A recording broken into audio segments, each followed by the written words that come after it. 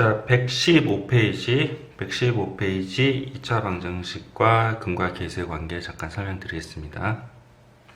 본문에 나와 있는 요 내용은 이제 중요하지 않아서 요거는 이제 설명을 하지 않고요. 이제 옆에 있는 거부터 먼저 설명하겠습니다.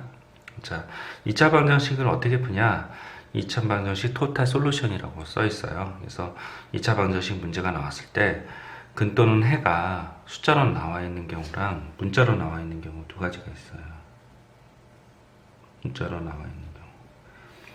숫자로 나와 있는 거는 그 숫자가 단순한 경우가 있고, 그리고 복잡한 경우가 있어요. 그래서 단순한 경우가 복잡한 경우인데, 문자 잘 안 보이네요. 화이트 잠깐 지울게요. 자, 문자로 나와 있는 경우 이렇게 씁니다. 자, 숫자로 나와 있는 문자로 나와 있는데 크게 나눠지고요. 숫자로 나와 있는 경우인데 단순한 경우, 그리고 복잡한 경우 이렇게 나눠져 있어요. 자, 숫자로 나왔는데 단순한 경우는 근 또는 해가 1, 2 이렇게 나온다고 하면 얘는 2차 방정식을 어떻게 만드냐면 a의 x-1, x-2 이렇게 2차 방정식을 만듭니다. 그리고 이 숫자로 나와 있는데 복잡하게 나와 있는 경우가 있거든요. 예를 들어서 1 플러스 루트 2, 1 마이너스 루트 2 이렇게 근이 나왔어요. 물론 근의 공식 써서 나온 근이겠죠. 근데 이제 이렇게 복잡한 경우는 얘를 여기다 대입하면요 더 복잡해져요. 그래서 그렇게 하지 마시고 얘를 이렇게 정계한식에다가 대입을 합니다. 그래서 a의 x제곱이고 두 개를 더하면 2잖아요. 그래서 마이너스 2x 이거 꼭 조심하셔야 돼요. 두 개를 곱하면 마이너스 1이죠. 그래서 이렇게 계산합니다. 이 2차 방정식 토탈 솔루션이 모든 문제를 풀 수가 있어요. 그래서 꼭 아셔야 돼요. 근 또는 해가 숫자로 나왔냐 문자로 나와 있냐 어떻게 구별을 하고, 그 나와 있는 숫자가 단순하면 요식을 쓰고요. 복잡하면 이거를 정계한 요식을 쓴다. 이렇게 보시면 되고, 근 또는 해가 그 문자로 나오면요 근과 계수의 관계를 쓰거든요. 제가 근과 계수 관계를 잠깐 유도를 해 드릴게요. 자, 이게 뭐냐면 a의 x의 제곱 플러스 bx 플러스 c인데 근이 알파 베타라고 해요. 그러면 a의 x 마이너스 알파 x 마이너스 베타가 근이라고 합니다. 이 두 개를 전개를 해서 밑에 거를 전개해서 위랑 계수 비교를 할 건데요. a의 x의 제곱 알파 플러스 베타의 x 알파 베타 이렇게 하고요. a의 x의 제곱 마이너스 a의 알파 플러스 베타의 x a의 알파 베타 이렇게 합니다. 그러면 이 부분이 b랑 같아야 되거든요. b는 마이너스 a의 알파 플러스 베타, 그리고 c는요 C는 A의 알파 베타 이렇게 두 가지로 나눕니다. 자, 그 다음에 또 밑에까지 쭉 와야겠네요. 악의 알파 플러스 베타는 마이너스 A분의 B가 되고요. 알파 플러스 베타는 마이너스 A분의 B가 되고, 알파 베타는 A분의 C가 됩니다. 이런 식으로 유도를 했습니다. 그래서 큰 틀을 먼저 잡으셔야 돼요. 근과 계수의 관계는 근 또는 해가 문자로 나왔을 때, 근 또는 해가 숫자 나와서 단순하면 1, 2면 이렇게 요식에다 쓰고, 복잡하면 요식에 씁니다. 이렇게 아시면 되고요. 제가 잠깐 화면을 멈춰 드릴 테니까 여기까지만 필기를 해주세요. 화면 멈추세요.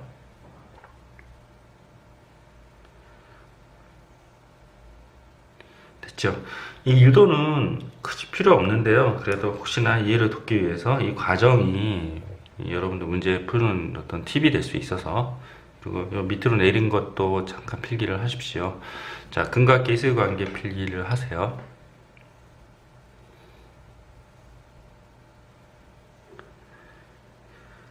됐죠? 그래서 요거는 당연히 두근의 합 알파 플러스 베타는 a분의 b, 알파 베타는 a분의 c. 어떻게 오냐면 이거분의 이거하고 마이너스 붙이고, 이거분의 이거하고 플러스 붙인다. 이렇게 오시는 거예요.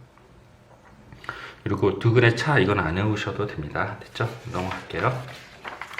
그리고 이제 그 다음 페이지에 여기 이제 2차 방정식의 켈레근의 성질 이렇게 있거든요. 자, 그러면 요거 필기를 잠깐 해두세요. 이제 A 플러스 B 플러스 C가 유리수일 때, 개수가 유리수일 때, A 플러스 B, A, B, C가 유리수일 때, A, B, C가 실수일 때, 여기 103페이지 필수예지 02번 이렇게 써놓으시고요. 188페이지 196번 아마 연습 문제인 것 같아요. 일단 화면 멈추고 필기를 하시고 제가 설명을 하겠습니다. 됐죠? 자, 이게 무슨 얘기냐면 2차 방정식을 풀 때요. 이 개수가 유리수일 때예요. 근데 만약에 한근이 이렇게 나오면 다른 한근도 이렇게 나온다는 거예요. 왜냐면 유리수 범위 내에, 그러니까 유리수일 때 한근이 이렇게 나오면 다른 한근이 이렇게 나온다는 거고, 이제 만약에 유리수 범위가 아닌 다른 범위일 때, 뭐 실수 범위라 그러면 한근이 이렇게 나온다고 하면 다른 한근이 이렇게 안 나올 수도 있어요. 자, 다시 한번 설명할게요. A, B, C, D가 유리수일 때는요, 유리수일 때 한근이 이런 식으로 나오면, 예를 들어서 1 플러스 2 루트 3 이렇게 나오잖아요. 그러면 다른 한근은 반드시 1 마이너스 2 루트 3이 되는데, 만약에 A, B, C가 유리수라는 조건이 없고 실수라는 조건이 있으면 1 플러스 2 루트 3이 한근이 나오잖아요. 그럼 다른 한근이 1 마이너스 2 루트 3이 안 나올 수 있다. 그래서 그거를 주의하셔야 돼요. 이게 무리수잖아요. 그래서 어떻게 되냐면 무리수, 유리수가 대등하잖아요. 수체계에서. 그래서 무리수, 유리수 관계고요. 이제 만약에 무리수, 한근이 무리수가 나는데 개수가 유리수가 아니라 실수가 나오면 다른 한근이, 다른 근이 나올 수 있다는 거 꼭 알고 있어야 돼요. 개념 원리에서는 이런 문제가 안 나오는데 고난이도 문제에서 이게 나와요. 그리고 ABC가 실수일 때는 이 대등한 게 허수잖아요. 그래서 한근이 허수면 1 플러스 2i면 다른 한근은 1 마이너스 2i가 된다. 그거 꼭 아셔야 돼요. 만약에 ABC가 복소수다 이런 식으로 나오잖아요. 복소수면 한근이 1 플러스 2i면 다른 한근은 1 마이너스 2가 아닐 수 있어요. 자, 위에랑 헷갈리시면 안 돼요. ABC가 유리수일 때는 한근이 나오면 또 다른 무리수는 켤레 무리수가 나온다는 거고요. ABC가 유리수가 아니라 실수인 경우, 그보다 유리수 범위보다 더 큰 범위일 때는 한근이 무리수가 나오면 다른 하나는 켤레 무리수가 안 나올 수도 있다. 나올 수도 있고 안 나올 수도 있다. ABC가 실수이면 한근이 허수가 나오잖아요. 다른 하나는 켤레 허수가 나와요. 근데 ABC가 복소수면 한근이 복소수가 나오면 다른 하나는 복소수가 나올 수 있고 안 나올 수 있다. 그런 개념을 조금 이해하시면 됩니다.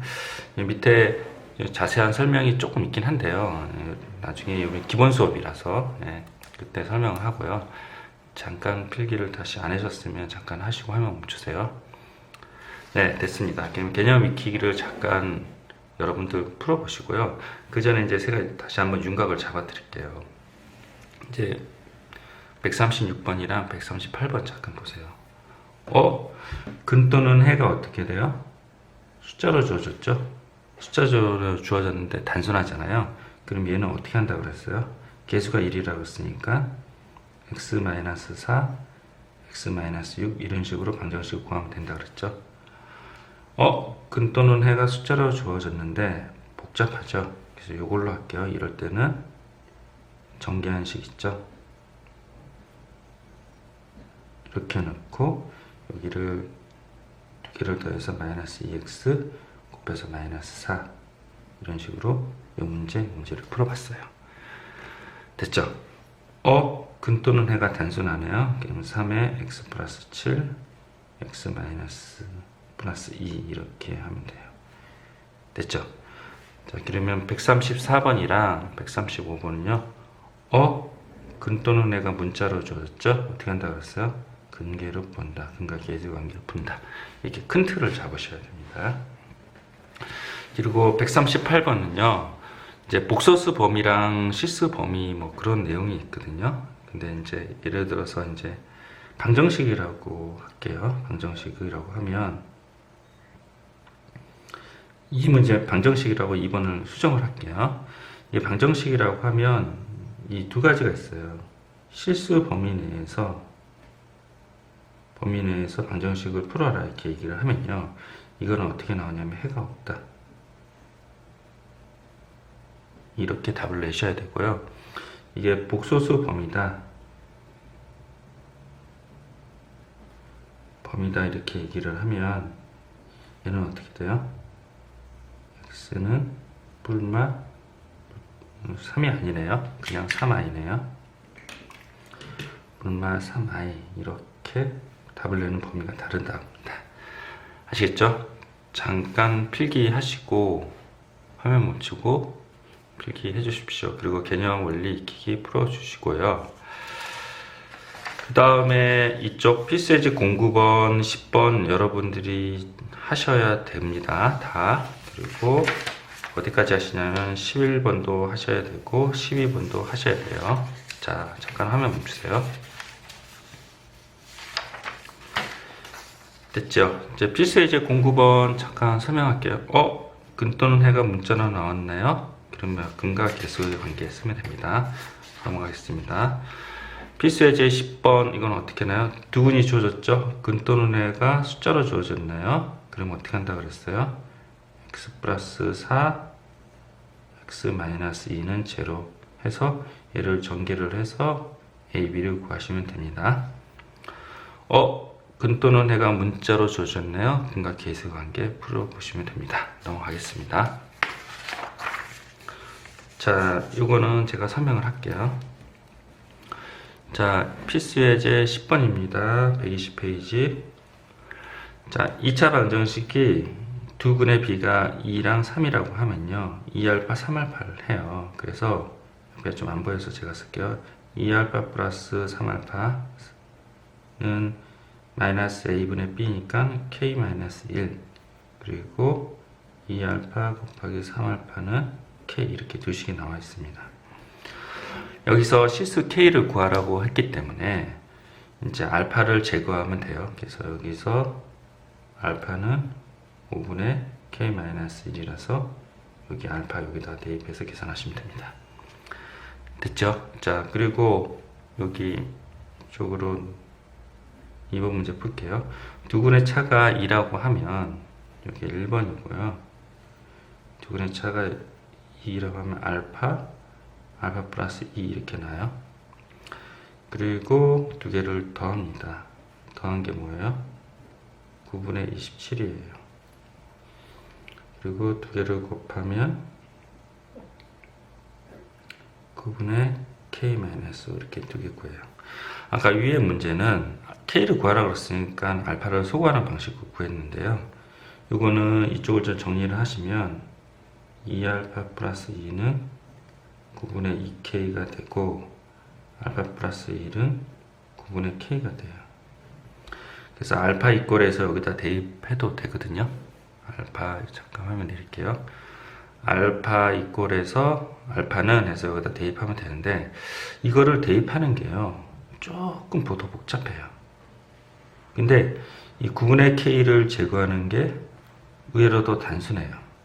그러니까 여러분들이 판단하실 때 원칙적으로 k를 구하라고 했으니까 알파를 제거하는 게 맞죠. 이게 맞는 방법이긴 한데 이게 복잡해서 계산 실수할 바에는 차라리 9분의 k 모양이 같다면 9분의 k를 여기를 대입을 해서 연변에 9 곱하거나 뭐 이렇게 하면 되잖아요.